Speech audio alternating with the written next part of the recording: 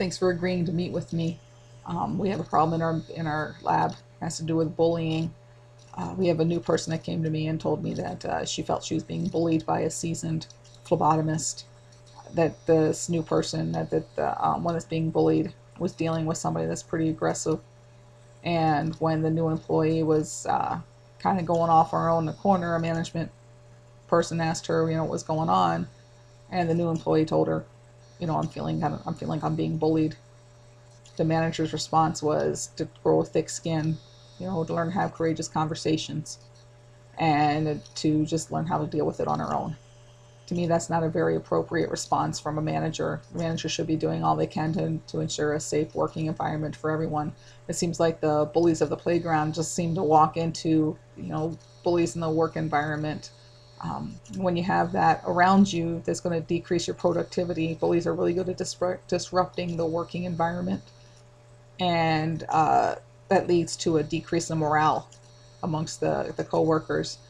Once the morale gets low, people don't want to come to work. They don't want to pick up the extra hours. They don't want to stay late to help out.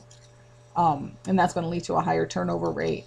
And the higher turnover rate, that person you just invested money in and training is going to walk out that door with that training and with the new skills that they've learned.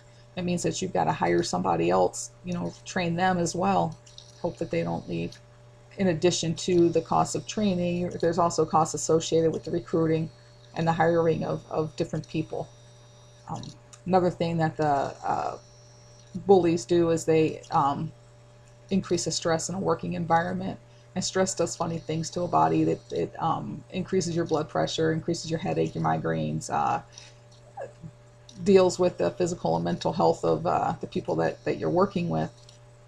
All this stress is going to lead to a loss of sick time. You're going to have to, pay people extra to come on in and, take the place of the one who's sick all the time. Not only do you have like these physical ramifications, you also have you're gonna lead to a higher insurance costs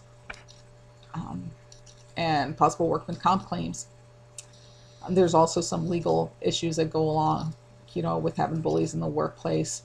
And even though there is no legislature that says that, the mandates that you cannot have bullies in the workplace, employers have been found liable for allowing the toxic environment, to continue. Damages have been paid for lost wages due to stress and mental health. And there's also legal fees involved in retaining a lawyer to defend you against these accusations. I think the solution to this kind of a problem is to educate, educate, educate. All employees need to go through this education, not just the working ones. Senior leadership, upper management, manager, supervisor need to attend some kind of a training that not only says these are the characteristics of a bully, but also says this is what to do about it.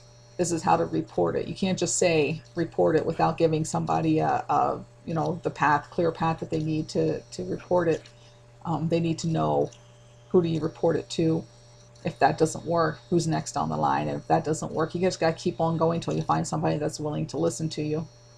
I think that you're going to have to make these training episodes mandatory and have a 100% participation rate. Policy is going to have to be built for a zero tolerance, towards bullying, and that's going to have to be strictly adhered to because prevention is less costly than remediation. I thank you for your time.